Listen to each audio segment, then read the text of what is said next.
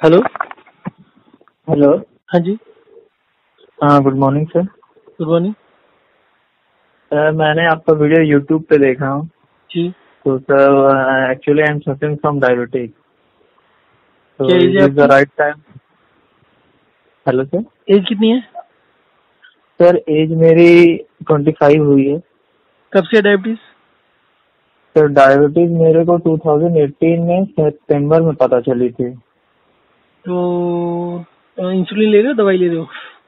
तो दवाई ले रहा हूँ सर। एक्चुअली क्या था कि सर मेरे को इंसुलिन तो दवा कभी नहीं ली। खाना नहीं, इंसुलिन कभी नहीं ली। मैं थोड़ी सी बातें पूछ लेता हूँ आपसे। और आपका डायबिटीज ठीक हो जाएगा तो 1000 रुपीज देंगे। हेलो सर, क्या? आपका डायबिटीज ठीक हो जाएगा तो 1000 रुपये दोगे? हाँ सर, बिल्कुल, क्यों नहीं सर। ठीक है। आप कितना पानी पीते हो आजकल? सर पानी तो मैं सर पीता हूँ अच्छा खासा। तुम बताओ ना। 4-5 लीटर तो मैं पी लेता हूँ दिन भर आपकी में। हाइट कितनी है? सर हाइट मेरी 5 फुट 5 या 6 इंच है, ऐसे ही और वेट 5.5 कितना या है? 5.6। सर वेट मेरा अभी करेंटली 55 है। ठीक है। वेट में क्या फर्क पड़ा है पिछले 3-4 साल में या 2 साल में, जब से हुई है डायबिटीज? दो सर मेरा वेट तो 12 kg घट गया है। कब घटा था? पहले ही घट गया था शुरू में ही थोड़े से, या धीरे धीरे करके 1-1 नहीं किलो? सर, मेरा वेट सर एक्चुअली क्या है कि मैं जॉब करता हूँ। तो मैं हम्म। अभी बैंगलोर गया था 8 महीना पहले, 8 से 6 महीना पहले। तो हम्म। यही 6 महीना में मेरा वेट इतना गिरा है, 6 से 8 महीना में। अच्छा, शुरू में नहीं गिरा था? नहीं, शुरुआत में गिरा ही नहीं, जब से बैंगलोर गया तब से ही गिरा मेरा पानी वेट। आप शुरू से ज्यादा पीते हो या अभी ज्यादा शुरू किया है? नहीं, वही मैं सोच रहा हूँ सर। बैंगलोर में मैं एक्चुअली क्या हूँ ना कि जो जैसे मैं आयुर्वेदा पे ज्यादा भरोसा करता हूँ। हम्म। तो मैं एक वीडियो देखा था रामदेव बाबा का, तो उसमें जैसे मैं सुबह उठ के मैं 1 लीटर पानी पीता था। उसमें मैं गिलोय, आंवला, एलोवेरा, व्हीट ग्रास और गौमूत्र मिला के पीता था। कब से पीते थे? डायबिटीज होने के बाद से या पहले से? नहीं, ये मैं जो बैंगलोर गया ना 6 महीना पहले, उस समय से तब पीना पीना शुरू स्टार्ट किया किया। था? ओके, 6 महीने जी। पिया। वो तो डायबिटीज हो चुकी थी मतलब तब? हाँ, डायबिटीज मेरे को 2018 में हुई थी और तो मेरा जब वेट लॉस 2018 में हुई थी तो आपका वो कितना था, क्या कहते हैं? डायबिटीज। हाँ, नंबर कितना आया था? ब्लड शुगर कितना आया था? तो उस समय मेरा ब्लड शुगर आया था, फास्टिंग में था 275। हाँ। और फिर खाना खाने के बाद का भी सर वही 280-90 के बीच था। अच्छा, ज्यादा फर्क नहीं था उस दोनों में। उसके बाद कितने, नहीं। मतलब दवाई शुरू करने से पहले कितनी बार और टेस्ट हाँ, किया था? उसके बाद सर मेटामॉर्फिन में स्टार्ट किया था।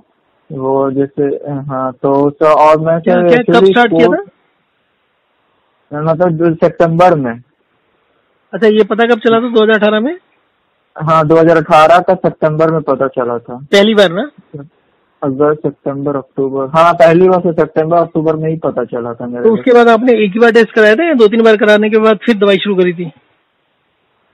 नहीं, एक ही सर। एक्चुअली मैं सिनेरियो बताता हूँ कि उस समय मैं स्टार्ट किया सितंबर में, तो हॉस्पिटल से दवा मिला था मेरे एक को, मिनट, एक मिनट, मेटामॉर्फिन। एक मिनट। क्या चीज स्टार्ट किया आपने सितंबर में? सितंबर में जैसे मेरे को पता चला कि मेरे को डायबिटीज है। उसमें मैं ये भी टेस्ट कराया कि मेरे को कितना महीना, एक 3 मंथ वाली होती है डायबिटीज हाँ, पता हाँ, करने वाले टेस्ट। हाँ, हाँ। तो वो भी कराया, तो वो मेरे 3 मंथ से था। तो मैं कंफर्म हो गया कि डायबिटीज है। तो एक नहीं नहीं, वो डॉक्टर कितना ने आया था? कितना नंबर आया था वो? जो 3 महीने टू वाला था सेवन हम्म। अच्छा, वो 2-3 महीने वाला तो सर पता नहीं है एक्चुअली। ओके। वो, उसकी रिपोर्ट पड़ी है क्या? हाँ, वो उसकी रिपोर्ट शायद मेरी ऐप में होगी, लेकिन देख लेना, एक्चुअली अगर वो, हो तो भेज देना व्हाट्सएप पर। ठीक है सर, मैं व्हाट्सएप पे आपको भेज दूंगा। अच्छा, और? और फिर सर वो क्या हुआ कि ना एक दवा दिया था कि मेटामॉर्फिन प्रोलॉन्ग रिलीज 500 mg। हाँ। ठीक है। तो सर वो मैं एक टाइम खाता था, या नहीं 2 टाइम खाता था, सुबह शाम। और एक्चुअली क्या कि उस समय सर मैं सुबह मॉर्निंग दौड़ता था। हम्म। कम से कम अप्रॉक्स 3 किलोमीटर। और एक्चुअली मैं स्पोर्ट्स पर्सन हूँ, तो हम्म। मैं शाम में बैडमिंटन खेलता हूँ। हम्म। तो वो मैं किया, तो मेरा 1 महीने में ही, इस समय 1 महीने के बाद टेस्ट कराया तो मेरा ब्लड शुगर 110 हो गया था, हम्म। फास्टिंग का। दवाई 110 लेने या के बाद 100। ना? दवाई लेने के बाद और भागने के बाद और हाँ, खेलने के बाद? हाँ, दौड़ने खेलने के बाद 110 हो गया। उसके बाद फिर मैं सर दिल्ली चला गया हम्म। जॉब के लिए। ठीक है। तो जॉब से दिल्ली चला गया, तो सर वहाँ पे मैं जिम ज्वाइन कर लिया था। हम्म। ठीक है, सुबह दौड़ता था, जिम करता था, तो मेरा ब्लड शुगर टेस्ट भी कराता था सर, फ्लक्चुएट होता था ये, मतलब 200 तक रहता था, कभी 210 हो जाता था, कभी 140 होता था, कभी 145 हो जाता अब था। ये बताओ, बचपन में खेलते थे क्या? हाँ सर, बचपन से मैं स्पोर्ट्स पर्सन हूँ। नहीं, कब से, कौन सी क्लास से? तो बचपन से ही मैं खेलता था, क्लास तो बताओ अंदाजे फ्रॉम से। The childhood. क्लास अब सर, अब जैसे क्लास अंदाजे में से बता बता दो, दूं, कोई एग्जैक्ट नहीं चाहिए, 1-2 साल ऊपर नीचे हो जाए।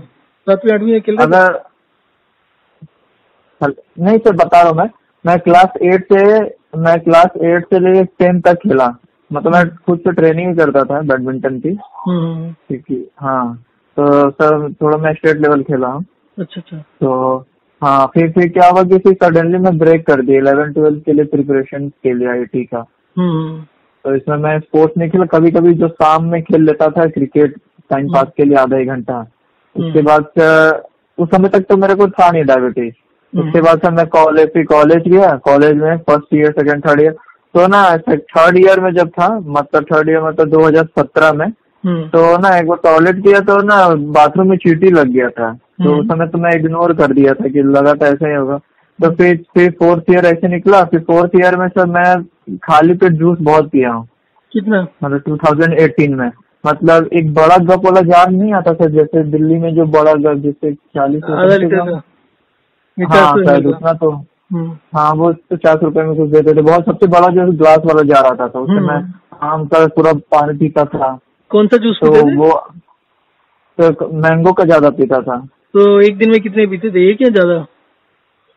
एक दिन में तो सर वो पीता था मैंगो वाला, और कभी मतलब डेली नहीं था, लेकिन हाँ वीक में 2-3 दिन पी लिया, उससे ज्यादा नहीं पिया हूँ, 2 महीना पिया हूँ पर बस। सिर्फ एक ही गिलास पीते थे ना एक दिन में? हाँ हाँ, तो उससे कुछ नहीं होता, 500 ml से कुछ नहीं होता, मैंगो शैंगो कुछ भी लेते रहो, उससे कुछ नहीं होता। बेसिकली पता है क्या है, जो मेरा अंडरस्टैंडिंग है, डायबिटीज होता है ज्यादा पानी पीने से। जितना ज्यादा पानी अच्छा। पियोगे उतना प्यास लगना शुरू होता है। ये किसी के ऊपर भी एक्सपेरिमेंट करके देख लो। जो भी आदमी ज्यादा पानी पीता है उसका मुंह सूखता है थोड़ी थोड़ी देर में, घंटे घंटे 2-2 घंटे में। उसका पानी बंद कर दो। जो 5 लीटर पानी पीता है उसको 1 लीटर पर ले आओ, अगले दिन से उसका मुंह सूखना बंद हो जाएगा। आपकी उम्र का आदमी तो 24 घंटे से पहले ही मुंह सूखना बंद होता है, उसके मुंह में सलाइवा आ जाता है। और पानी बंद करने का, पानी कम करने का कोई भी बुरा असर नहीं होता। तो आप लोगों का क्या होता है कि जब आपको प्यास लगती है, जैसे आपने रनिंग करके आए तो सीधा 1 बोतल तो लेते होगे 1 लीटर की, जी पीते होंगे ना इतना तो। हाँ। उसकी वजह से दिक्कतें होती हैं। उसके अलावा जो आप मीठा खाते हो, शुगर मीठा खाने की वजह से नहीं होती कि आम, आप सोचो आम खाते हो, कुछ नहीं होता। एक मेरी उम्र 57 है, मैं आज की डेट में भी जितना आधा लीटर बोले आधा लीटर से ज्यादा भी ले लेता हूँ। मैं 700 ml भी ले लेता हूँ कभी कभी, जो बनता है, ठीक है ना। तो उससे नहीं होता, चीनी से नहीं होता। मेरा चीनी का इंटेक भी बहुत ज्यादा है। तो ये कॉमन परसेप्शन है कि इस सबसे होता है, इस सबसे नहीं होता। और अगर आपको मैं थ्योरी भेजूं ना, तो आपने अगर आईआईटी वगैरह की स्टडी करे तो आप इमीडिएटली अप्रिशिएट करोगे कि ब्लड शुगर इसी वजह से होता है। तो मैं आपको एक वीडियो बनाया हुआ है, वो भेज दूंगा व्हाट्सएप पर। ये नंबर है ना व्हाट्सएप पर? जी सर। अब आप करंटली 3-4 लीटर पानी पी रहे हो, ठीक है। और अभी आप कौन कौन सी मेडिसिन ले रहे हो? सर अभी सर अच्छा नहीं, आपने वो बताया था कि आप बेंगलोर गए तो आप ये आयुर्वेद ले रहे थे और गौमूत्र ले रहे थे, तो क्या अभी क्या शुगर आती है? सर फिर मैं आपका वेट लॉस हो गया, ये सब लेने के बाद बेंगलोर में जाने का वेट लॉस हो गया आपका? हाँ, वेट लॉस हो गया था। नुकसान कर दिया ज्यादा। सर ये भी सर जिम जैसे करता था, मैं प्रोटीन भी पीता था, तो उसका भी क्या कितना लेते थे प्रोटीन? सर प्रोटीन तो मैं सर दिल्ली से ही लेना स्टार्ट कर दिया था जब मैं था 2019 से ही। कितना लेते थे रोज का? रोज का सर कम से कम तो अपने बॉडी वेट से तो 100 ग्राम 80 ग्राम तक प्रोटीन तो ले ही लेता था। नहीं, जो एडिशनल लेते थे वो कितना लेते थे, जो पाउडर के फॉर्म में लेते थे? अच्छा, पाउडर के फॉर्म में 60 ग्राम। कितना? 60 ग्राम? हाँ पर डे। 60 ग्राम पाउडर के फॉर्म में? नहीं, हाँ यस सर, एक स्कूप से 30 ग्राम का होता था। पक्का एक स्कूप 5-10 ग्राम का नहीं होता? नहीं सर, वो सर अब वैसे मिलता ही है, वैसे हम लोग को ट्रेनर लोग बोलते ही थे। क्या ट्रेनर लोग क्या बोलते थे? पाउडर के फॉर्म में इतना ले लो। वो तो ये बोलते हैं ना डाइट के फॉर्म में लो, थोड़ा बहुत ही होता है उसके फॉर्म में। अच्छा, मुझे नहीं पता। नहीं सर, वो लोग बोलते थे कि जैसे जिम करने तो कितने महीने लिया? तो वो तो मैं लिया हूँ 3-4 महीने, 4-5 3-4 महीने तो लिया है मैंने। 3-4 महीने लिया है। तो ब्लड प्रेशर कितना है आपका? जब प्रोटीन तो लेते हो तो ब्लड प्रेशर बढ़ जाता है ना? लेकिन मैं ये लेता था, क्या बोलते थे कि एक होता है उसमें भी प्रोटीन में, एक होता है आइसोलेट, तो वो उसे उतना राइज नहीं करता था, तब भी 200 तक रहता था, 190 180, या कभी कभी ठीक भी रहता था, एक दो बार शुगर बीच की में बात चेक कर रहे हो, करा। ब्लड प्रेशर की बात कर रहे हो? शुगर की, ब्लड प्रेशर नहीं है मेरे को। ब्लड प्रेशर कभी चेक किया है? जब प्रोटीन हाँ लेते हैं तो ब्लड करवाया, प्रेशर बढ़ जाता है, तब नहीं चेक किया होगा। प्रोटीन के समय नहीं चेक किया था। ठीक है। तो अभी कितना रह रहा है? बस अभी ये जो अभी जो के बाद अभी 2-3 एक महीने पहले, जस्ट एक महीने पहले मैं चेक कराया तो मेरा शुगर बढ़ गया सर, बहुत ज्यादा हो गया। 200 285 था, हम्म और खाना खाने के बाद से 300-350 से ऊपर ही था। फिर? तो फिर सर अभी दवा लेना स्टार्ट किया, 3 दवा है सर। नहीं तो आपने मेडिसिन छोड़ दी थी जब ये कि 200 वगैरह आया तो? हाँ सर, मेडिसिन नहीं लेता था मैं कितने दिन हो सर। गए एक्चुअली छोड़े हुए? मैं एक्चुअली में मेडिसिन खाया हूँगा सर, ये 2 साल में 1 ही साल मेडिसिन खाया हूँ, 2 गोली खाया, और अभी मैं 1 महीना से मेडिसिन लेना स्टार्ट किया हूँ। तो अभी कितना हो गया?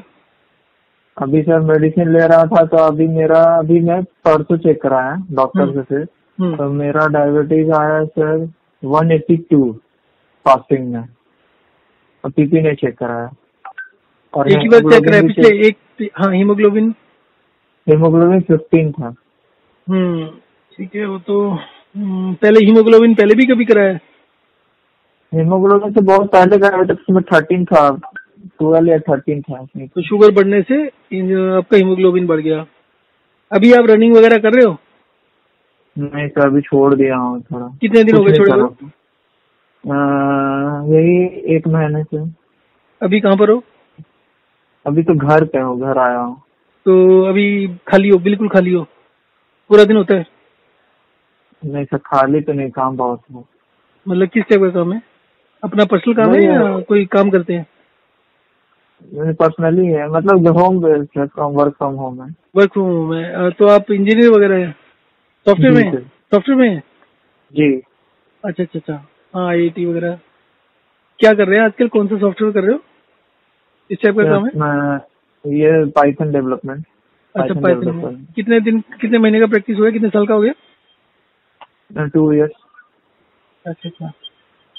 तो वैसे क्या है कि सीखने में कितना टाइम लगता है पाइथन? सर सीखने वाले तो 2 महीने में सीख जाएंगे। ओके। तो इसका प्लेटफॉर्म वगैरह क्या होता है? इसका फ्रीलांसिंग काम भी मिल जाता है पाइथन का? हाँ, अभी तो सर इसका जो डेटा साइंस है इसी की पे तो है, जो आर्टिफिशियल इंटेलिजेंस है, तो उसमें पाइथन की सबसे ज्यादा यूज है, डिमांड है। तो आप पाइथन के साथ में क्या क्या किया हुआ है आपने? एसक्यूएल वगैरह भी किया हुआ है? एक्चुअली सर मैंने बीटेक किया हूँ मैकेनिकल से, हाँ। बट मैं अपना कैरियर स्विच कर लिया आईटी सेक्टर में। तो भी ऐसे करते हैं, 4 साल खराब करने के बाद में समझ में आती है। पैसा बर्बाद होगा। नहीं, मैं आपको एक चीज बताता हूँ। आपके घर में कोई हो ना और ब्रदर वगैरह, 12th के बाद नहीं पढ़ाना चाहिए, क्योंकि आपने ये सब अपने आप किया, ऑनलाइन किया, फ्री में किया। जिसको भी आज की डेट में सब कुछ ऑनलाइन मिल जाता है उसको बोलो। और ये भी आपको पता है कि जो आदमी 12th में जितनी मेहनत करता है वो बाद में नहीं कर पाता। आप 25 साल के हो गए ना, अभी आप उतने अच्छे से नहीं पढ़ पाओगे। पर जो 11th 12th का टाइम होता है, मैं तो कहता हूँ 10th के बाद पढ़ाई लिखाई छोड़ देनी चाहिए। और अपना, अगर आपका आईटी का है, अगर आपको कोई गाइड करने वाला आईटी में, अगर आप 11th 12th में जितनी मेहनत करते हो ना, उसका 50% मेहनत करो, तो आज की डेट में आपकी 4 गुना तनख्वाह होती है। सही गलत है? वही तक पछताता हूँ भाई, उतना पैसा मैं अगर कोई बिजनेस में लगा देता तो आगे बढ़ जाता। अरे बिजनेस को भी मारो गोली। अगर आप नौकरी भी करते ना तो मैं देख रहा था कोई वीडियो वगैरह, उसमें था कि अगर आप इन्हीं लाइंस के ऊपर फ्रीलांसिंग का काम कर लो, जैसे आपने 11th में सीखना, मतलब 11th से सीखना शुरू किया, तो 1 साल होते होते तक आप फ्रीलांसिंग का काम शुरू कर सकते हैं, प्रोजेक्ट पकड़ सकते थे फ्री के। आपने उसको किया तो आपकी रैंकिंग बन जाती है कि आपका जो भी फ्रीलांसिंग का काम मिलता है वो आपको रैंकिंग देते हैं कि आपका काम कितना अच्छा है।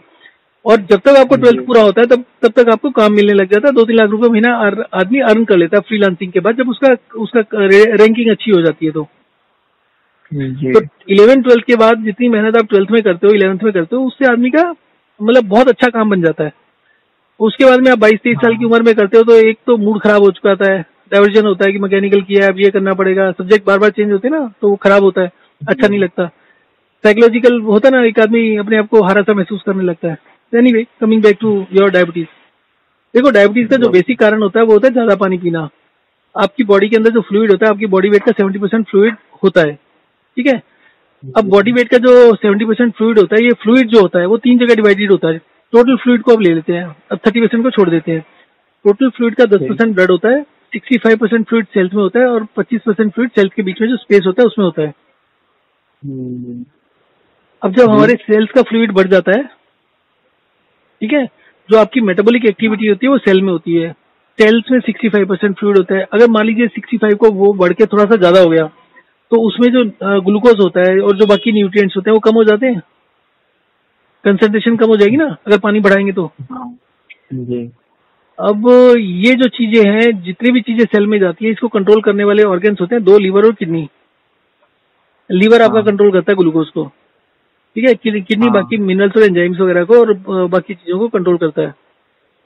कंट्रोल करने का मतलब होता है बैलेंसिंग करते हैं कि आपके क्या प्रोपोर्शंस होने चाहिए उसके, तो जितना आपके अवेलेबिलिटी होती है उसके हिसाब से बैलेंस करते हैं और वो बैलेंस चीज सेल में जाती है। जब आप ज्यादा पानी पीते हो तो वो लार्ज इंटेस्टाइन के थ्रू एब्जॉर्ब होकर सेल्स में डायरेक्टली जाके फ्लूइड को बढ़ा देते हैं, अगर आप लगातार ज्यादा पीते रहते हो तो, ठीक है। तो जैसे आप खेल रहे थे, स्पोर्ट्स में थे, तो ऑब्वियसली आप बैडमिंटन खेलने के बाद भी खूब पी लेते होगे, 1-1.5 लीटर हो जाता होगा। उतना तो आइडिया नहीं, लेकिन पानी तो पीते ही थे। तो होता यही है कि जब आप एक्सेसिव पानी पीने लगते हो, अब जैसे मैं भी बैडमिंटन खेलता हूँ, तो मैं क्या करता हूँ कि सर्दियों में जैसे खेल रहे हैं तो सर्दियों में पानी का इंटेक बिल्कुल कम कर देते हैं। सर्दियों में ज्यादा पसीना आता नहीं है, सर्दियों में खेलने के बावजूद भी पानी नहीं पीते कि सर्दी लगती है, बाहर निकले, घर पहुंचे तब तक ठंडा होता है शरीर, तो बस खाना खाया, खाने के साथ जो 1 आधा गिलास पीना वो पी लिया, तो गर्मी सर्दी में एडजस्ट हो जाता है। कुछ लोग गर्मी में भी पीते रहते हैं, चाय का इंटेक हो गया या कुछ सूप्स हो गया। या सर्दी में आप क्या क्या फ्लूइड लेते हो? सर्दी में सर मैं फ्लूइड तो कुछ पीता ही नहीं हूँ। चाय? ना अल्कोहल, ना चाय, लाइफ में कभी लिया है? कभी नहीं। सेकेंड ईयर में बस सर एक सिप पिया था टेस्ट करने के लिए, दोस्त लोग फोर्स किए थे, हमको बेकार लगा, वो भी मैंने किया। कोई और स्टिमुलेंट लिया हो, सिगरेट वगैरह? नहीं, बोले sir no tobacco, even simple जो माउथ फ्रेशनर था तो वो भी मैं नहीं खाता। और चाय भी नहीं खा लेते कभी भी? चाय भी नहीं पीता हूँ। और जब इंजीनियरिंग करे तभी भी नहीं पीते थे? कभी भी नहीं, कभी नहीं। मैक्सिमम हार्डली मैं अगर 4 साल में चाय पिया होगा तो 2-3 बार पिया होगा। और दूध वगैरह? सर दूध तो मैं बहुत पीता था। कितना? दूध जैसे हॉस्टल में रहता था तो 2 गिलास दूध पीता था। कितने ml के? 250-300 ml वाले और बड़े होते थे? सर एक नॉर्मल गिलास, जो पतली वाली स्टील वाली गिलास नहीं होती है सर, वही नॉर्मल वाला पीते, वो 250-300 का होता है। और हाँ, जब घर होते थे तो कितना पीते थे? घर में सर, उससे पहले अगर हॉस्टल में 2 गिलास पिए तो घर में ज्यादा ही पीते होंगे। हाँ, घर में तो सर जैसे होटल में जो गिलास नहीं मिलती है सिंपल सा होटल में स्टील वाली, अगर कोई ढाबा में गया जो ना वो छोटी होती है ना बड़ी होती है, एक नॉर्मल गिलास होता है घर में, उसमें तो छोटी ही होती है हॉस्टल वाली गिलास। हाँ, तो उसमें पीता था। नहीं, घर में क्या कह रहे हैं, घर में किसमें पीते? घर में सर नहीं, घर में सर बचपन से मेरा आदत है कि ना मैं खाना खाने के साथ दूध पीता था, आधा गिलास, आधा कटोरी या 1 कटोरी, और रात में सोने समय 1 गिलास दूध। नहीं, टोटल कितना होता है घर में पहले स्कूल कॉलेज के? स्कूल में अगर बचपन से दूध पीता हूँ तो मैं सर एवरेज कितना होगा रोज का? 2 गिलास? एवरेज बिटवीन 2 गिलास या 2 गिलास से थोड़ा कम। और फ्लूइड क्या होता था? कुछ और पीते हो? रेगुलर जूस पीते हो या रेगुलर फ्रूट खाते हो या कुछ और हो? एक सेब डेली खाता हूँ। ये कब से? बचपन से है? नहीं, बचपन से सर वैसे कोई फिक्स रूटीन तो पता नहीं मेरे को, फिर भी एक गैस कुछ मोटा मोटा याद होता है ना, 1-2 चीजें याद होती है, सारा एक्यूरेट बताने की जरूरत नहीं है। कुछ रेगुलर फ्रूट, जैसे अगर आम का सीजन है तो एक दिन में कितने आम खा लेते हो? अगर सर आम का सीजन रहता था सर तो मैं तो मैंगो लेवर हूँ। जैसे मैं आता था कॉलेज से तो एक बड़ा सा कार्टून खरीदा जाता था, मैं डेली आम खाता था। एक डेली बड़ा सा क्या? हाँ, मैं आम समझ लो तो गर्मी में जैसे मान लो 3 महीना गर्मी पड़ता था तो 3 महीना में पर डे अगर मैं तो 2-3 आम खाता था, बड़ा 2-3 आम। अच्छा, 2-3 आम मतलब 1 किलो 1.5 किलो ऑन एवरेज में, तो उससे ज्यादा ही होता था। जब फ्रूट ज्यादा लेते थे तो वो भी ज्यादा होता था पानी इंटेक खाने के? फ्रूट के साथ कभी पानी भी लेते हो? खाना खाने के साथ 1 घंटा बाद ही पानी पीता हूँ। अच्छा, ये दूसरी बात। हाँ, खाना खाने के बाद कितनी देर बाद पानी पीते हो? तो खाना खाने के बाद मैं आधा घंटा 1 घंटा, ज्यादा उससे कम पहले पीता ही नहीं है पानी। और ये बचपन से है ये आदत? अब सॉरी, बचपन का तो पता मतलब नहीं, बचपन का लेकिन मतलब हाँ 4-5 साल हो गए 5-6 ना? साल से। और 4 बीटेक से तो यही आदत हो गया, मतलब 4 साल उधर 3 साल इधर। ठीक है। अब आप एक छोटा हाँ सा काम करो, एक तो खाने के साथ पानी पीना शुरू कर दो, खाने के अलावा पानी पीना बंद कर दो। मैं आपको पानी अच्छा। पीने का शेड्यूल भेज देता हूँ। Basically what I believe is कि खाने के साथ जो पानी पीते हैं वो ब्लड में जाता है, ब्लड वॉल्यूम को बढ़ाता है, ब्लड सर्कुलेशन इंप्रूव होता है। डायबिटीज जो होती है वो मेटाबॉलिक सिंड्रोम होती है, ठीक है? जी मेटाबॉलिक सिंड्रोम का मतलब ये होता है कि आपके शरीर में जो एनर्जी बन रही है that is not sufficient for white organs, क्योंकि आपकी हेल्थ जो है वो इसके ऊपर डिपेंड करती है कि आपके हार्ट को, ब्रेन को, डाइजेस्टिव सिस्टम को, जो मेन प्रोसेस होती है ना, लाइफ से रिलेटेड प्रोसेसेस होती हैं, उन जी प्रोसेसेस के लिए जो एनर्जी चाहिए वो पूरी नहीं पड़ती, ठीक है? तो अगर ब्लड शुगर जी। बढ़ेगा तो क्या होगा?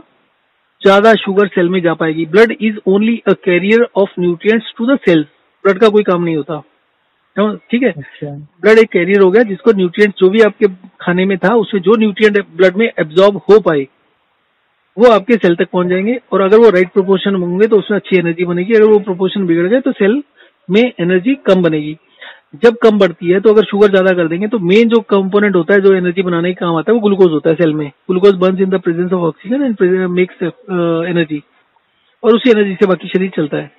तो जब वो कम होता है तो शुगर का कंटेंट बढ़ जाता है, या फिर क्या होगा कि ब्लड प्रेशर बढ़ जाएगा। ब्लड प्रेशर बढ़ेगा तो भी क्या होगा, each pulse, each heartbeat जो होती है उसके अंदर ज्यादा फ्लूइड एंटर कर पाएगा आपके सेल्स में, ठीक है? एक तो है कि जितना पहले एंटर हो रहा था उतना ही वो एंटर हो रहा है, परंतु ग्लूकोज का कंटेंट ज्यादा हो गया, कंसंट्रेशन ज्यादा हो गया। दूसरा क्या हुआ, प्रेशर ज्यादा हो गया।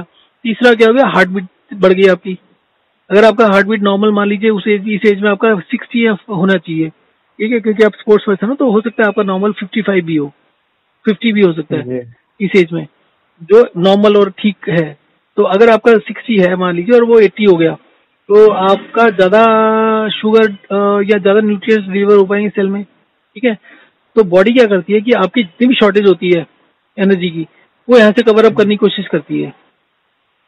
ब्लड जी। शुगर का किसी भी शुगर या कार्बोहाइड्रेट से कोई कनेक्शन नहीं होता। अब जितना मर्जी खाओ वो नहीं होता। तो सबसे क्यों बोलते हैं सर कि चीनी कम खाओ, रोटी कम खाओ, फल कम खाओ? ठीक, देखो आप अब साइंस स्टूडेंट हो, अब नहीं थे पहले जी थे, तो आपको पता है सारी चीजें आज की डेट में गूगल पे मिल जाती है। आप गूगल में एक जगह लिखा हुआ बता दो कि कार्बोहाइड्रेट ज्यादा खाने से शुगर होती है।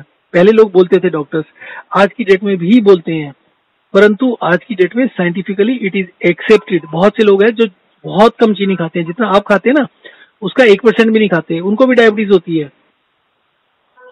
जी। ठीक है? अब ये बोलते हैं कि जी आपका ये ऑटो इम्यून सिस्टम प्रॉब्लम है, कुछ भी बोल देते हैं जिसका कोई मतलब नहीं होता। मैं सारी की सारी ऑटो इम्यून सिस्टम प्रॉब्लम जो स्किन से रिलेटेड होती है 15 दिन में ठीक कर लेता हूँ। ऑटो इम्यून अच्छा। सिस्टम का प्रॉब्लम है जो आपके 50 साल में भी ठीक नहीं होती है, ठीक है? डायबिटीज में आपकी एज में और आपका जो बैकग्राउंड बताया है होपफुली महीने 2 महीने में ठीक हो जाएगी, तो ठीक क्योर है? हो जाएगा सर, बहुत फ्रस्ट्रेट हो गया, काम नहीं होता है सर अब। आई अंडरस्टैंड क्या प्रॉब्लम्स होती है, फ्रस्ट्रेशन तो होती है, और लॉन्ग टर्म में भी डायबिटीज का होता है कि आपका जैसे इरेक्टाइल डिसफंक्शन होता है आपका, जैसे मान लीजिए मेल्स में 50 साल की एज के आसपास एवरेज होता है, तो वो 50 साल की जगह जी 10 साल पहले हो जाता है, 8 से 10 साल पहले होना शुरू हो जाता है। तो वो भी मैरिड जी। लाइफ में अगर आप 40 ईयर्स की एज में कुछ इस तरीके का होता है तो लेडीज का भी ऑलमोस्ट 45 to 50 तो चलता है उनका मेनोपॉज वगैरह जो उनकी सेक्सुअल लाइफ होती है। तो डिस्टर्बेंसेस तो होती हैं उससे, ठीक है ना? और अदरवाइज भी डायबिटीज से कुछ एज एक्सपेक्टेंसी भी कुछ थोड़ी बहुत तो कम हो ही जाती है, ज्यादा नहीं होती, तो कई बार तो बढ़ी भी जाती है। तो वो बहुत सारी चीजें होती है जो अभी शायद डिस्कस करने में नहीं पड़ते, अभी सिर्फ डायबिटीज को करते हैं। जी। तो बेसिकली क्या होता है, जब आप खाने के साथ पानी पिएंगे तो ब्लड वॉल्यूम बढ़ेगा। डायबिटीज में आपकी ब्लड वॉल्यूम कम होती है सबसे पहले बात। जब ब्लड वॉल्यूम कम होगी तो ब्लड सर्कुलेशन कम होगा। जब ब्लड सर्कुलेशन कम होगा तो जो न्यूट्रिएंट सेल में जाने हैं वो भी कम सेल में जा पाएंगे, कुछ में पहुंचेंगे ही नहीं, ठीक है? फिर जो आपका हार्ट को अगर पूरी एनर्जी नहीं मिलेगी तो क्या होगा, आपका हार्ट जो पंप करता है उसकी जो पंपिंग का डिस्प्लेसमेंट है, ईच बीट में जितना ब्लड वो डिस्प्लेस करता है वो कम हो जाएगा, पावर कम हो जाएगी हार्ट की।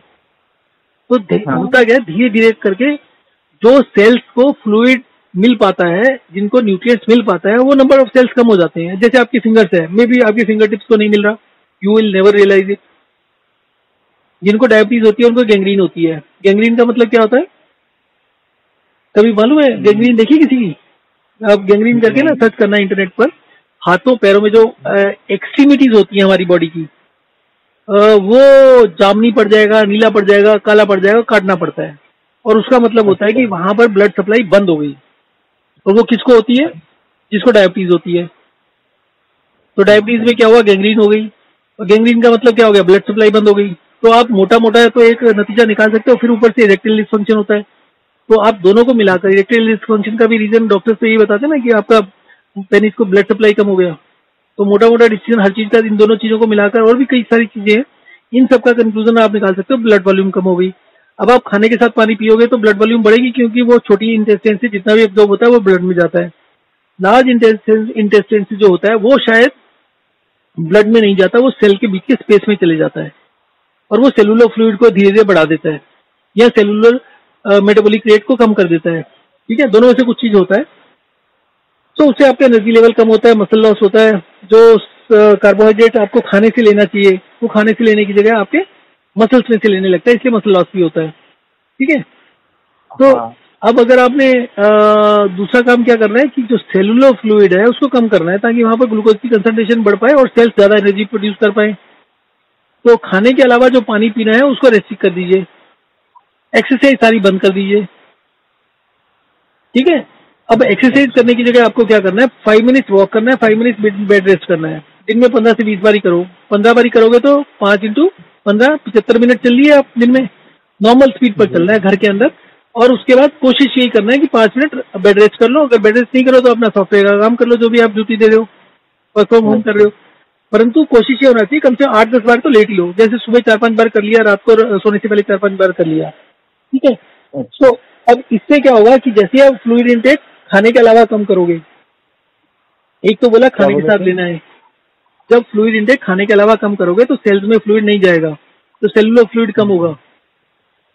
अभी आप अगर 4-5 लीटर पानी पीते हो रोज का, टोटल फ्लूइड होता है, मान लीजिए कुछ भी दूध हो गया, कुछ सब कुछ मिलाकर, और दूसरी चीज दूध भी बंद कर दो कम्प्लीटली। ठीक है, जब आप कर दिया होगा।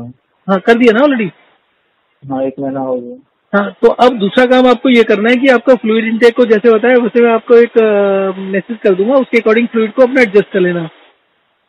तो अब उससे सबसे पहले क्या होगा, आपको अभी मुंह सूखता होगा, अगर आप 2 घंटे 3 घंटे 4 घंटे पानी नहीं पियोगे तो मुंह सूखने लगेगा। हाँ, जब आप पानी कम कर देंगे तो आप डायबिटिक हो तो भी आपका इस एज में 1 दिन से लेकर 5 दिन के अंदर अंदर आपके मुंह का सलाइवा बढ़ जाएगा। 4 लीटर 5 लीटर से आधा लीटर पानी भी पीना शुरू करोगे रोज का, तो भी आपके मुंह में सलाइवा बहुत बढ़ जाएगा और वो बहुत पतला हो जाएगा, तो आपके मुंह में पानी पानी आएगा। तो अभी तो डॉक्टर ये कहता है जब प्यास लगे तो पानी पीना चाहिए, तो जो डायबिटिक होता है उसको तो प्यास लगी रहती है, वो तो चाहे तो 20 लीटर भी पी सकता है एक दिन में। हाँ, और जितना पानी पियोगे उतनी प्यास और ज्यादा लगेगी, चाहे वो गर्मी में करो या सर्दी में करो। सर्दी में भी करके देख लेना, सर्दी में भी अगर आप 6 लीटर पानी पियोगे तो भी मुंह बार बार सूखेगा। तो इसका ना तो कनेक्शन है भागने से आपके, ना एक्सरसाइज से इसका कनेक्शन है। बोलते हैं जो एक्सरसाइज ज्यादा करता है, मैं 2 से 3 गिलास पानी पीता हूँ रोज के ऑन एन एवरेज, मैं एक दिन हफ्ते में बढ़ा लेता हूँ जब 3 लीटर कर लेता हूँ। ठीक है, तो उससे क्या होता है, डिहाइड्रेशन कोई एक दिन में नहीं होता किसी को, और डिहाइड्रेशन से कोई एक दिन में मरता नहीं। क्या सब बोलते पानी ज्यादा पीना चाहिए। आप गूगल करना कि जो मुंह सूखने का होता है, ड्राई माउथ, वो कौन कौन सी हेल्थ कंडीशन में होता है। डायबिटीज में होता है, ब्लड प्रेशर की मेडिसिन लेता है उससे होता है, हार्ट डिसीज होती है तो उससे होता है, अगर किसी के बाल झड़ रहे हो तो उसको होता है, अगर किसी को साइनस हो रहा है तो भी होता है, अगर किसी को एसिडिटी हो रही है तो भी होता है, कॉन्स्टिपेशन होता है तो भी मुंह सूखता है। तो ये जितनी भी बीमारियां हैं उनमें मुंह सूखता है।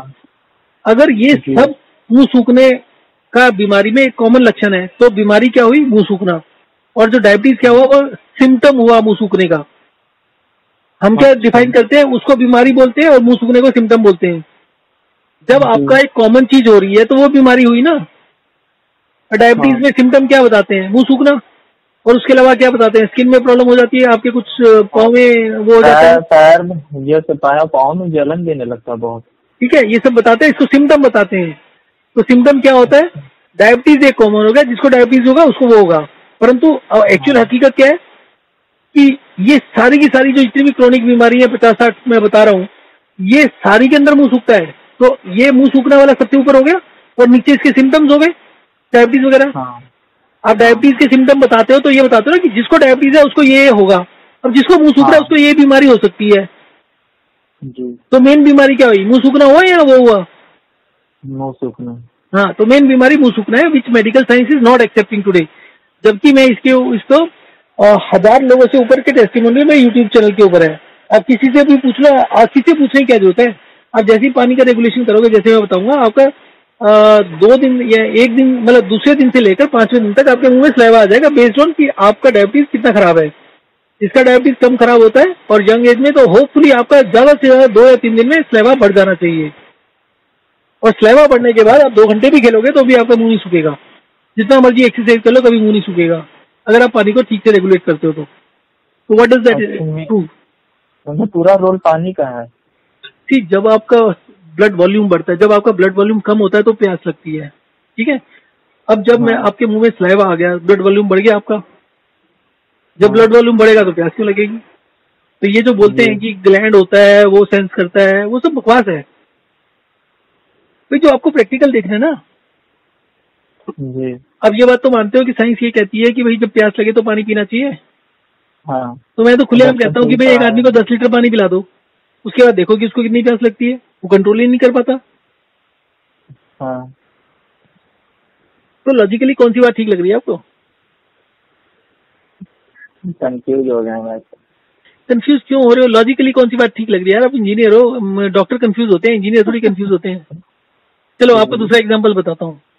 एक गिलास पानी ले लो, हाँ। उसमें 1 चम्मच नमक डाल दो, उसको टेस्ट करो, नमक ज्यादा लग रहा है, आप कम कैसे करोगे नमक को? पानी डालूंगा। इसके लिए एमबीबीएस करने की जरूरत है? कुछ इंजीनियर पता है क्या बोलते हैं, डॉक्टर से पूछोगे वो कंफ्यूज हो जाएगा। मैंने कुछ इंजीनियर से पूछा, वो बोलता है उसमें कुछ केमिकल डालेंगे जो कि सोडियम आयंस को बाइंड कर लेंगे। हाँ। उल्टे उल्टे जवाब देते हैं, कोई कुछ बोल देता है, कोई कुछ बोल देता है, कोई कंफ्यूज हो जाता है कि यार ये पूछा है इसमें कुछ ना कुछ कैच होगी। ज्यादातर पढ़े लिखे हुए ये भी प्रॉब्लम होती है। परंतु आप रिक्शे वाले से पूछोगे ना, तो जैसे आपने क्विकली जवाब दिया वो भी फटाक से बोलेगा जी पानी और डाल देंगे। तो पढ़े लिखे लोग कंफ्यूज हो जाते हैं। तो उससे क्या पता चलता है? पढ़े लिखे लोग ज्यादा इनसिक्योर और कॉमन सेंस नहीं है। हाँ, इनको बेसिकली पढ़े लिखे लोग ज्यादा इनसिक्योर होते हैं। तो ये बात तो 100% सही बोले सर। ठीक है, and they don't use the common sense. मैंने अपनी लाइफ में, मैं भी प्रोफेशनल हूँ, मैं चार्टर्ड अकाउंटेंट हूँ, कंपनी सेक्रेटरी हूँ, लॉ ग्रेजुएट हूँ, इस लाइन से बिल्कुल नहीं हूँ। मैंने अपने करियर में जब भी कोई चीज करता हूँ तो जो पिछले 50 साल से हो रहा है मैं वो नहीं करता। मैं जो किताब में लिखा हुआ है उसको धीरे धीरे करके उसको करता हूँ। और उसके बाद पता चलता है जी 50 साल से हिंदुस्तान में मान लो 10 लाख चार्टर्ड अकाउंटेंट थे, तो 10 लाख में से जितने ने जो काम किया सब गलत किया। मैंने कई बार पूरी की पूरी इंडस्ट्री पलट दी एक मिनट के अंदर। एक छोटे छोटे पॉइंट, इंश्योरेंस सेक्टर था, मैं अपना पहला जॉब कर रहा था, मुझे 6-7 महीने हुए थे, हमने किसी और इंश्योरेंस कंपनी से टाइप किया। अब प्रॉब्लम ये था कि जो भी इंश्योरेंस करते हैं तो उसका क्लेम्स होते हैं, 5-6 लाख के क्लेम थे, 5-6 लाख का पेंडिंग कमीशन था, प्रीमियम था। तो अब अगर उसको हम प्रीमियम दे देते तो उसे क्लेम में लटकाना था, रुलाना था, रोज चक्कर लगवाता और पूरे नहीं देता, काट पीट के वैसे देता आधे। तो अब मुझे एक लॉ मालूम था कि भैया जिस तब तक प्रीमियम नहीं दो तब तक इंश्योरेंस वैलिड नहीं होती। तो मैंने कहा भैया तेरा इंश्योरेंस तो ड्यू हो चुका है, तो तेरा तो दिया नहीं, तो इंश्योरेंस की वैलिड नहीं हुई, अगर वैलिड नहीं तो मैं पैसे क्यों दूं? कहता नहीं जी देना पड़ेगा, ये तो हमने एंट्री कर ली, बुक्स में कर ली, सारी दुनिया करती है, तो ये थोड़ी आप पैसे रोक सकते हो। तो मैंने कहा तू एक काम कर, तू कोर्ट में चला जा, तू ले ले पैसे। वो लॉ के हिसाब से ले नहीं सकते थे, जबकि हिंदुस्तान में 50 साल से तो चल रहा था, मैं 86 की बात कर रहा हूँ, 50 साल से क्या 100 साल से ही चल रहा था, अंग्रेजों के जमाने में भी चल रहा था। पर जबकि ये इंटरनेशनल लॉ है और इस इंटरनेशनल लॉ का जिसने हिंदुस्तान ने ध्यान नहीं रखा। बस उसके बाद हफ्ते के अंदर सारे हिंदुस्तान के अंदर वो जो क्रेडिट पर पॉलिसीज होती थी वो बंद हो गई और मेरे 5 लाख, हमारी कंपनी के 5 लाख बच गए, 5.5 लाख रुपए। 86 में 5.5 लाख बचाने का मतलब है आज के तो 5 करोड़ हो गए जी। ठीक है, इस तरीके से ऐसी बहुत सारी चीजें हैं जहां पर पूरा इंडस्ट्री शेकअप हो जाती है छोटी छोटी बातों पर। तो anyway, coming back to this, cholesterol बढ़ता है। हाँ ठीक है सर। कोलेस्ट्रॉल क्यों बढ़ता है? क्या साइंस में मालूम है किसी को? कोलेस्ट्रॉल क्यों बढ़ता है? ऑयल कंजम्पशन ज्यादा होने से बढ़ता है। पता नहीं सर, मैं ये जो ट्राई एक LLD होता है, एक HLD होता है, तो छोड़ो, आप नॉर्मल कोलेस्ट्रॉल ले लो, take all classes of cholesterol together, total cholesterol बढ़ता है तो उसका कारण क्या होता है? ब्लड ठीक हो जाता है, ब्लड वेसल में वो मतलब ब्लड ठीक थिक हो क्यों जाता होता है? है। क्यों थिक होता है? उतना सब इंजीनियर हूँ मैं, डॉक्टर नहीं, नहीं। आप इंजीनियर हो, किसी में एमडी को भी पूछ लो, उसको भी नहीं मालूम। आप दुनिया के किसी साइंटिस्ट से पूछ लो, नोबडी नोज ब्लड थिक क्यों होता है। ब्लड थिक होने का पता नहीं। एक्सप्लेनेशन सिर्फ मेरे पास है पूरे दुनिया में, ठीक है।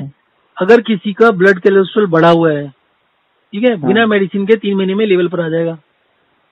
दुनिया की कोई मेडिसिन ऐसे नहीं इंश्योर कर सकती पूरी लाइफ आपका ब्लड कोलेस्ट्रॉल बढ़े नहीं। आप मेरे सिस्टम पानी के साथ चलो, आपका कभी जिंदगी में ब्लड कोलेस्ट्रॉल नहीं बढ़ेगा। जितना मर्जी ऑयल खाओ, जितना मर्जी देसी घी खाओ, जो मर्जी खाओ, अंदर का खाओ, बाहर का खाओ, जो मर्जी करो। बिकॉज अच्छा।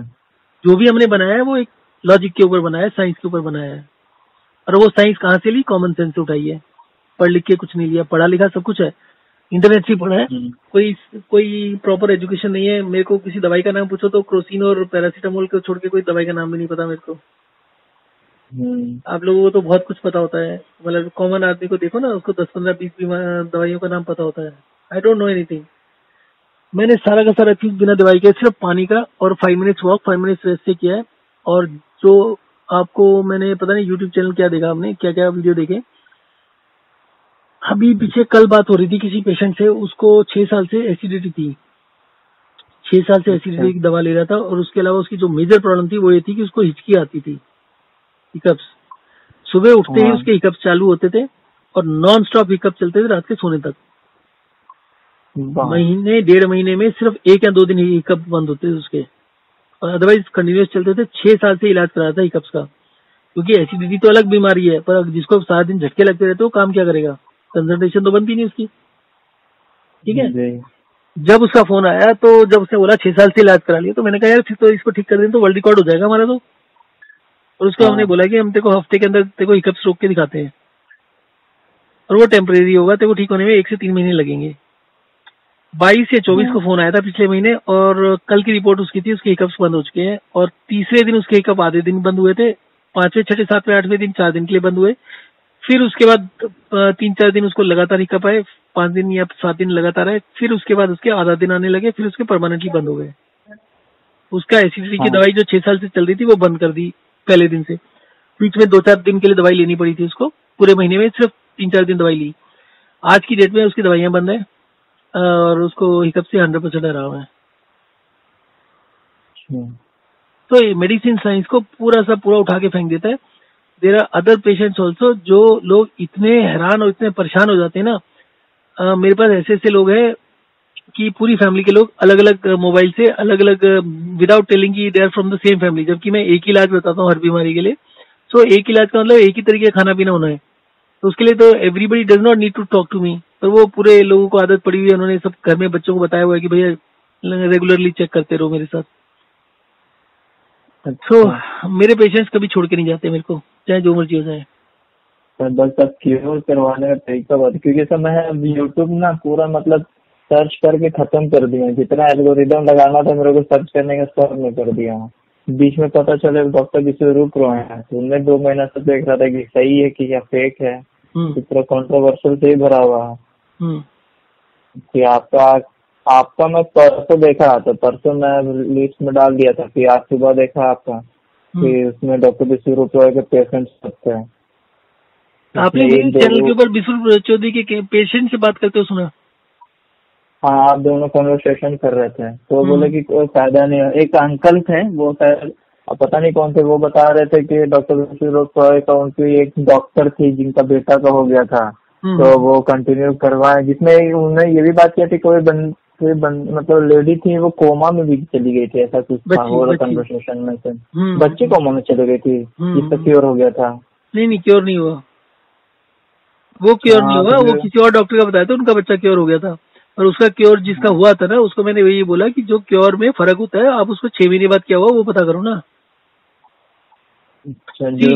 आपको मैं एक छोटी सी बात बताता हूँ, जिसका हम एसिडिटी क्योर करते हैं, हमारा एसिडिटी का 100% ट्राई रिकॉर्ड है, और एसिडिटी इनक्योरेबल डिसीज है, ठीक है। और हमारा डायबिटीज तो इनक्योरेबल है। क्या चीज? डायबिटीज भी तो इनक्योरेबल है।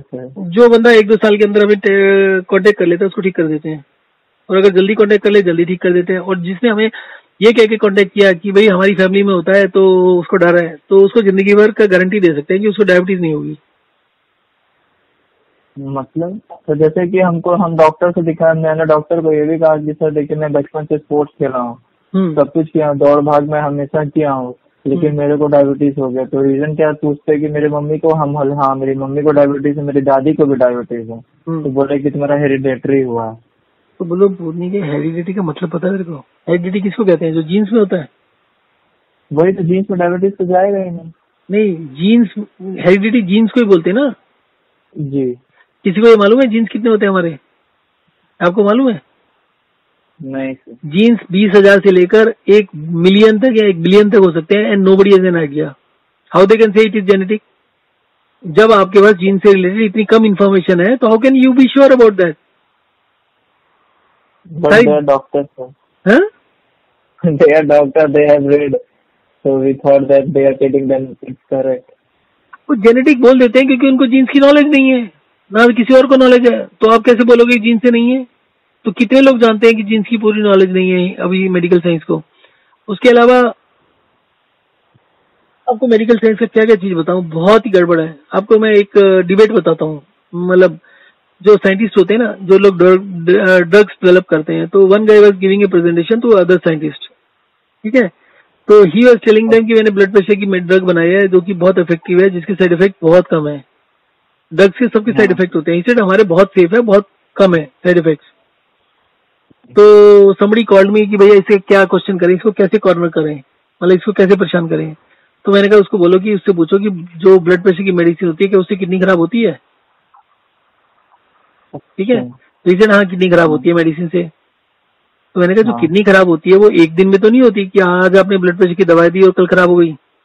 इट टेक्स टाइम, 10 साल 20 साल 30 साल लगते हैं। जब किडनी खराब होती है तो डॉक्टर क्या कहता है? पानी मत पियो, आधा लीटर पियो दिन में, 700 ml पियो। हाँ। तो जिस दिन हमको ब्लड प्रेशर हुआ उस दिन किडनी खराब होने का चालू हो गया ना प्रोसेस। हाँ। तो तभी क्यों नहीं बोल दिया थोड़ा सा पानी कम कर लो? उसमें 3 लीटर पी रहे हैं, उसको बोल दो भैया 200-300 ml कम कर ले। अल्टीमेटली आपका प्रोसेस तो चालू हो गया ना किडनी खराब होने का, और खराब होने के बाद आपको किडनी को कम पानी देना है, तो उसको उसी समय बोल देना चाहिए कम पानी कर दो। तो कहता है उससे तो डिहाइड्रेशन हो जाएगा।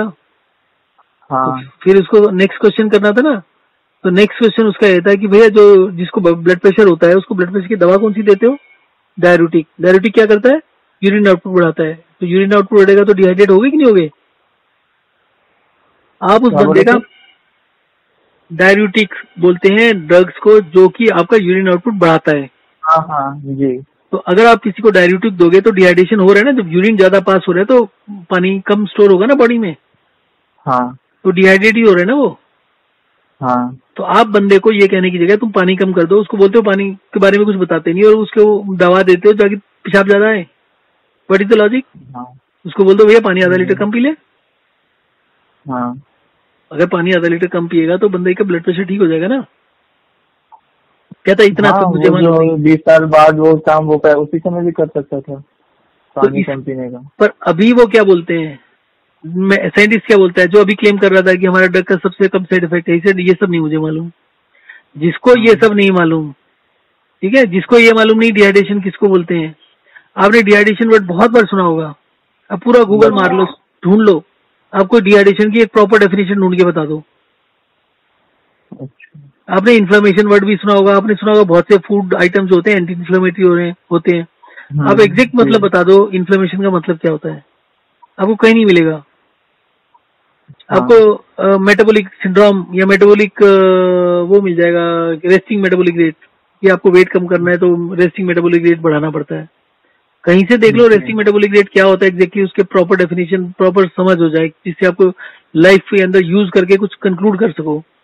जिंदगी के अंदर अगर आपको साइंस को समझना है, अगर आपको बॉडी को समझना है, तो इस 3 चीजों की मास्टरी कर लो, आपको जिंदगी में कभी डॉक्टर की शक्ल नहीं देखनी पड़ेगी। चौथे चीज की जरूरत नहीं है। अगर आपने हाइड्रेशन डिहाइड्रेशन के कंसेप्ट को समझ लिया, अगर इन्फॉर्मेशन को समझ लिया, अगर आपने रेस्टिंग मेटाबॉलिक रेट को समझ लिया, तो जिंदगी में कोई प्रॉब्लम नहीं होगी आपको, शायद कभी मरो भी नहीं। और इनफैक्ट अगर आप थोड़ा सा और इसको मास्टरी कर लोगे तो आपका एज रिवर्सल भी हो जाएगा। अभी तो आप 25 साल के हो, आपको एज रिवर्सल की जरूरत नहीं है।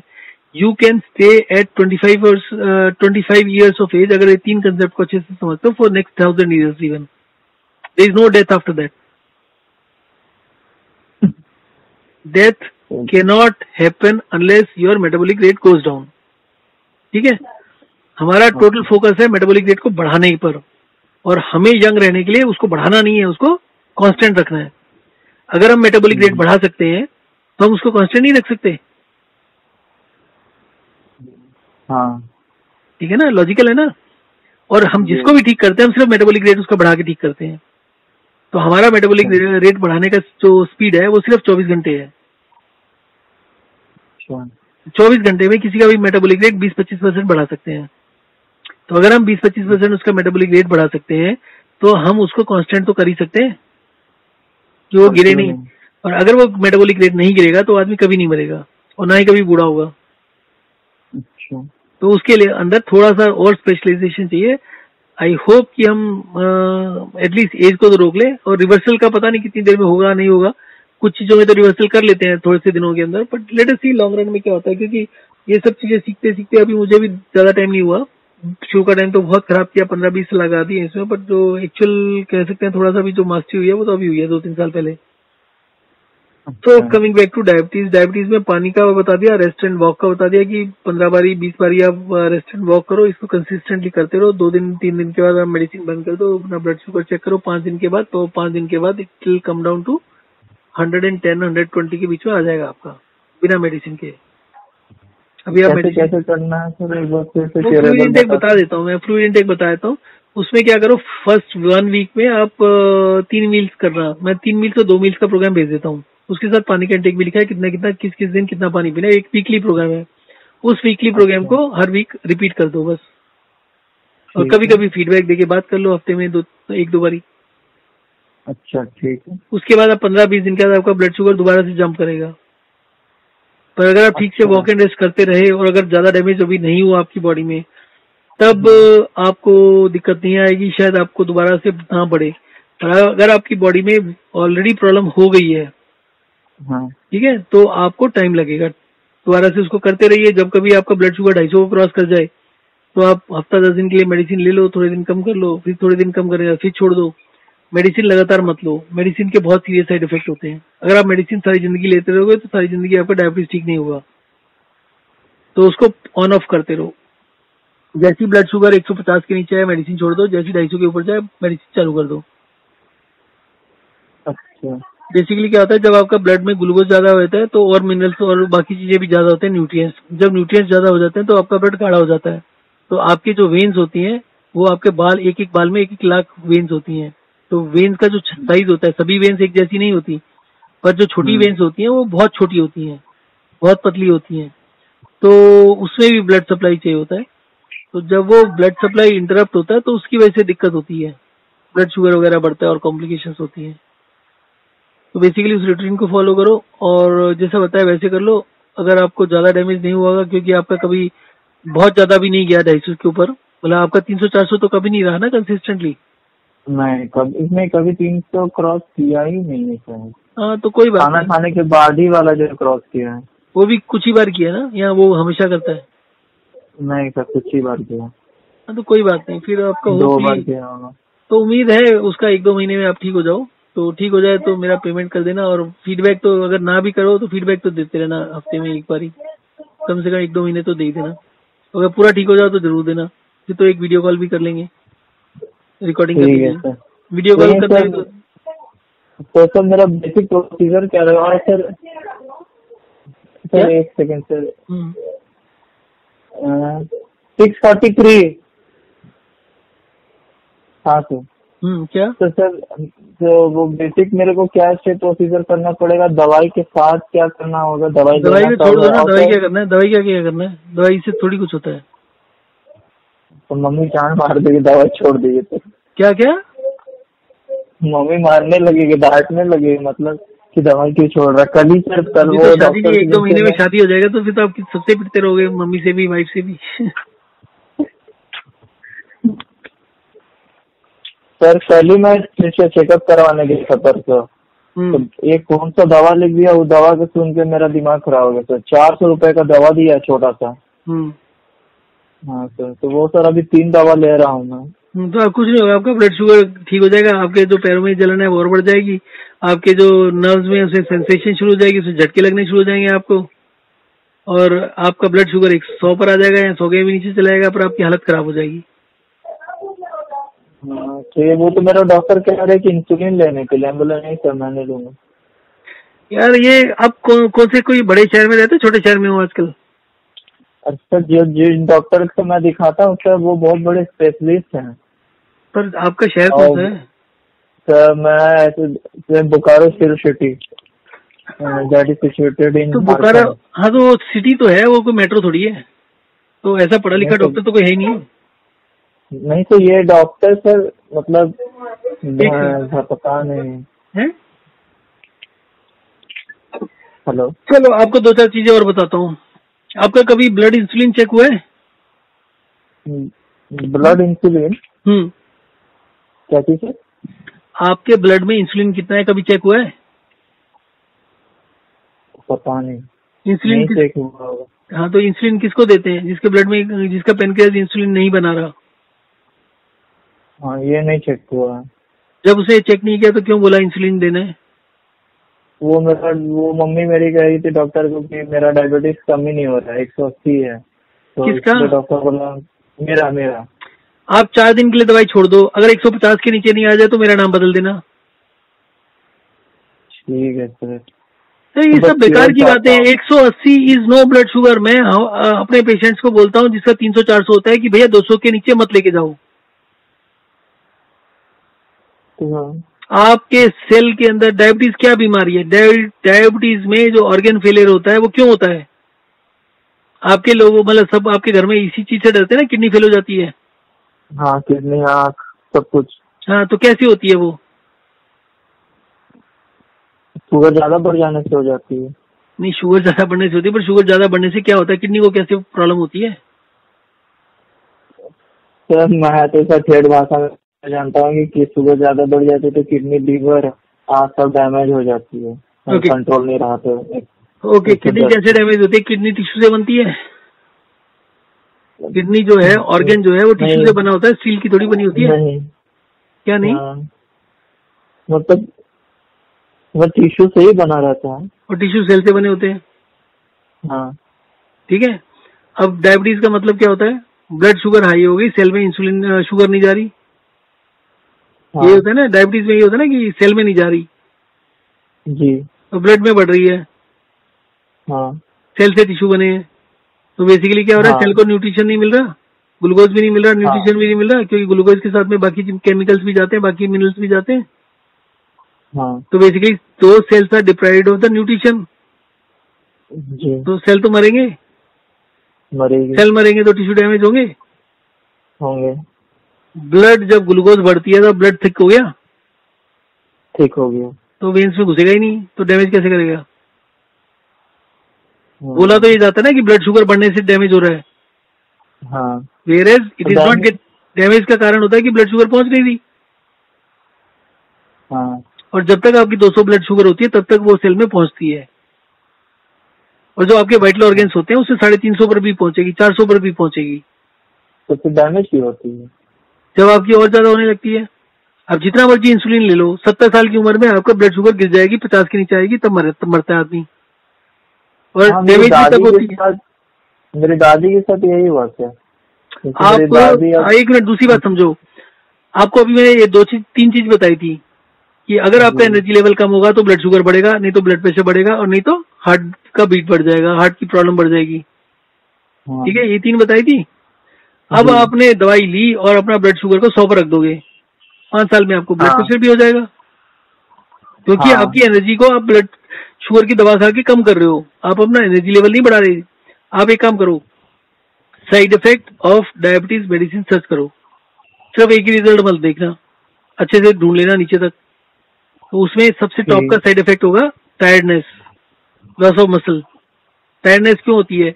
जब आपकी मेडिसिन इंसुलिन रिलीज करा दी, यही बोल लो भाई। मेडिसिन को प्रमोट कैसे करते हैं कि ये वाली जो मेडिसिन है ये आपके पेनक्रियास को स्टिमुलेट कर देगी, it will make the pancreas release more insulin, ये कहते हैं ना जी। और insulin takes the glucose into cells. तो अगर वो मेडिसिन आपके सेल्स में ग्लूकोज लेके जा रही है तो आपका एनर्जी लेवल तो शूट अप होना चाहिए ना। जी। और जो लोग कंपटीशन में पार्टिसिपेट करते हैं, मान लो रनिंग कर रहे हैं, कोई भी स्पोर्ट्स में है, उसको क्या करना चाहिए? उसको अपना एनर्जी लेवल बढ़ाने के लिए इंसुलिन लेना चाहिए। हाँ अगर इंसुलिन लेगा तो ज्यादा ग्लूकोज जाएगी, ज्यादा ग्लूकोज जाएगी तो स्टेमिना बढ़ जाएगा, वो ज्यादा परफॉर्म कर पाएगा। हाँ। अच्छा, तो कोई लेता है क्या? नहीं लेता। अब नहीं इंसुलिन लेने के लगता। बाद और ज्यादा सुस्ती हो जाएगी। हाँ। भाई अगर इंसुलिन लेने के बाद सुस्ती हो रही है तो क्यों हो रही है? क्योंकि वो ब्लड सेल में जा ही नहीं रही। वो या तो सेल के बीच के हाँ। स्पेस में जा रही है, या कहीं यूरिन के थ्रू बाहर निकल रही है। And nobody checking that. आज की डेट में कितने लोग यूरिन के शुगर चेक कराते हैं? कोई भी नहीं कराता। आज की डेट में ब्लड हाँ। शुगर ही चेक होती है, कभी यूरिन की करी है? तो हाँ सबसे यूरिन का करवाया था। क्या आ रहा था? 12 12 था मेरा। क्या चीज? मैं यूरिन की मतलब यूरिन टेस्ट करवाया था मेरा डायबिटीज के लिए। हाँ उसमें उसमें मेरा 12 था। 12। सर, यूरिन का जो होता है मेजरमेंट वो स्ट्रिप से होता है। वो 1 2 3 4 तक होता है, 4 से ऊपर नहीं होता। आप गलत किसी चीज को कंफ्यूज कर रहे हो। तो पता नहीं कोई यूरिन वाला टेस्ट करवाया था। अभी पता पता नहीं नहीं, कौन सा कुछ टेस्ट और था। चीज करा होगा। तो एनीवे आप अभी इंसुलिन का चेक करो, ब्लड इंसुलिन या सीरम इंसुलिन कितना है आपका फास्टिंग में। अच्छा। अगर वो फास्टिंग में आपका 0 है तब इंसुलिन की जरूरत पड़ती है, अदरवाइज नहीं पड़ती। अगर 2 से 5 या 2 से 8 तक है तब तक तो काम ठीक है। फिर जो भी आपकी प्रॉब्लम हाँ। है वो धीरे धीरे ठीक हो जाएगी। हाँ। और इंसुलिन लेना है नहीं लेना, अदरवाइज तो आई वुड से कि इंसुलिन लेने की जरूरत नहीं है।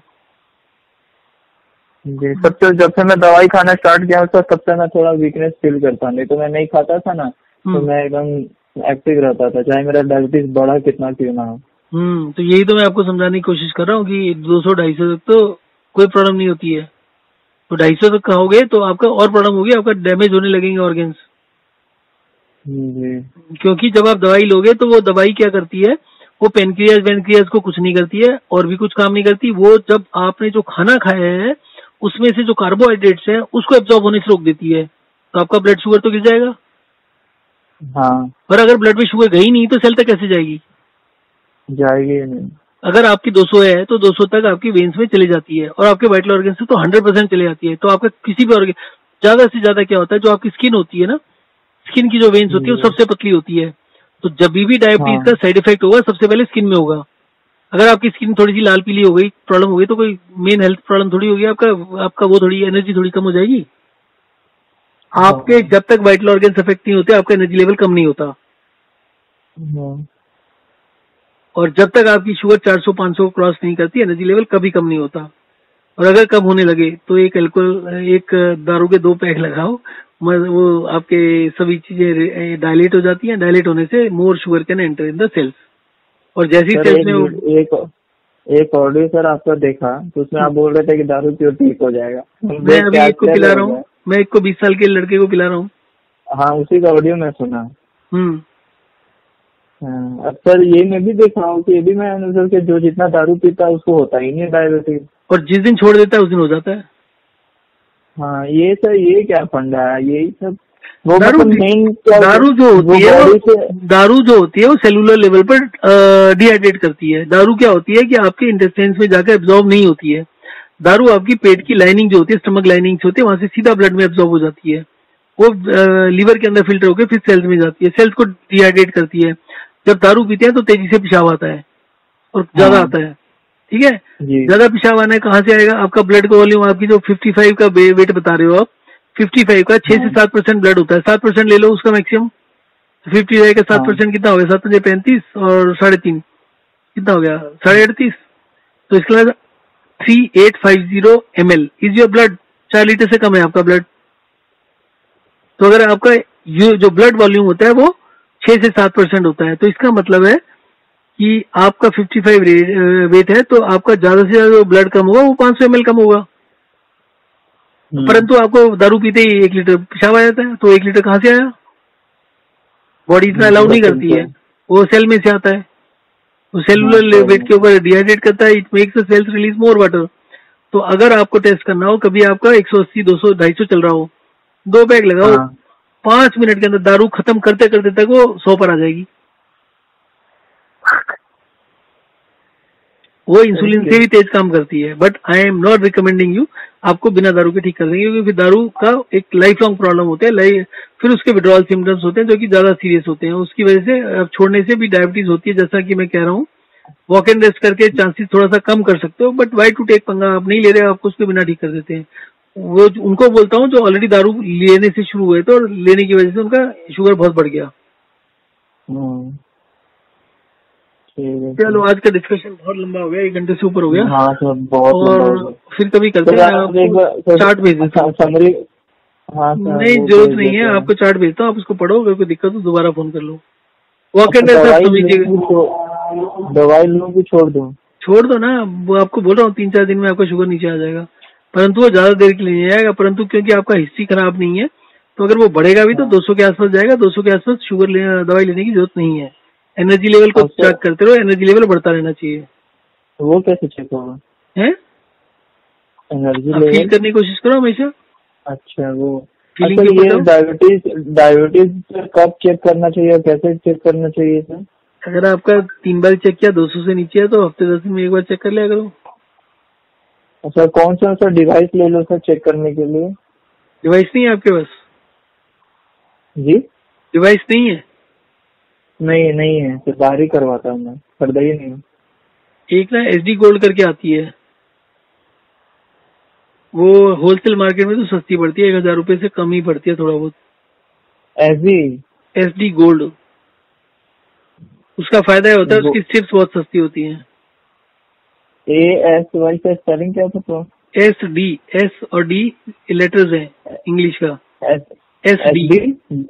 SD gold. हाँ, S is from Shimla, D for Delhi.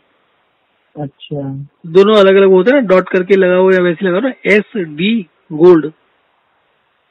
अच्छा, तो नाम सुन रहा हूँ इसका। तो इसका नाम वही है ना, ये दिल्ली के वो होलसेल मार्केट में आती है, और इसका जो स्ट्रिप्स होता है वो सबसे सस्ता होता है। तो आपको वही चीज मार्केट में मिलेगी जिसमें मार्जिन सबसे ज्यादा हो रिटेलर का। इसमें तो पहले फ्री में देते थे। एक्यूचेक वगैरह होता है, एक्यूप्रेशर नहीं, एक्यूचेक या एक्टिवा वगैरह इस तरीके से करके आती है इसमें। तो अभी तो बहुत सारे ब्रांड चल पड़े हैं। तो SD गोल्ड का फायदा ये होता है कि एक तो आप उसको शेयर कर सकते हो स्ट्रिप्स को। बाकी सब में क्या होता है, उसके अंदर एक वो आती है, स्ट्रिप आती है जो उसको इंसर्ट करनी पड़ती है। तो आप अगर एक डब्बी लेते हैं तो उसके अंदर जितनी भी स्ट्रिप्स होती है सारी एक ही जगह यूज करनी पड़ती हैं।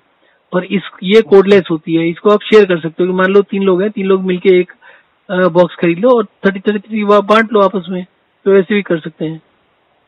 अदरवाइज जैसे आपको इतना रेगुलर यूज करने की जरूरत नहीं है, तो आप एक भी बॉक्स लेंगे 50 का तो आपका 1.5 साल चल जाएगा। उसके बाद उसकी एक्सपायरी डेट भी होती है, एक्सपायरी डेट के बाद रीडिंग ठीक नहीं आती इनकी।